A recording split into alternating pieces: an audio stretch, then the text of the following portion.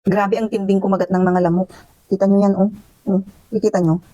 Nagkaroon ako ng butlig-butlig na naman na napakakati. Kapag kinamot mo yan, dadami at dadami magkakalat. Ganun siya kakati.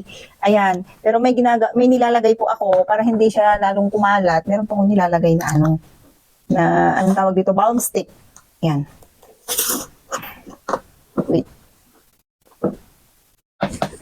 Meron po akong nilalagay na balm stick. Ito po. Yan. Kasi yung pagka-mentol niya, ayan. Tapos, para hindi siya, ayan siya. Kikita nyo ba? Ayan. Kita nyo? Wait. Ayan po, oh. Mas kumakati, mas kumakalat. Oh, kapag kinamot ko po yan, dadami. So, ang ginagawa ko po, lalagyan siya ng balm stick. Yun. Para sa ganun is, hindi na siya kumalat.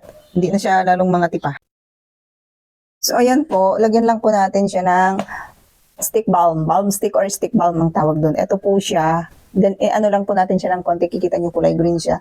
Parang ointment lang din siya. Pero sa form ng parang lipstick. Ayan. Ilalagay natin siya ng ganyan. Sa ating, yung mismong. Tapos, i-spread lang po natin. Paano ba yan? Hindi makita. I-spread lang po natin doon sa mga, lalo pang nagkakaroon ng butlig-butlig. Butlig ba yung tawag doon? Yan. Bums. Yan. Mga lamok na yan talaga. Isang kagat lang nila is ayan oh. Kita nyo?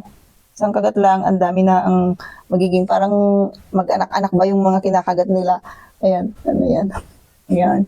So, napaka-useful kung meron kayong mga anak, lalo na pag maliliit pa sila, lagi silang nakakagat ng mga insekto, kaya nagkakaroon sila ng mga butlig-butlig sa kanilang mga kutis.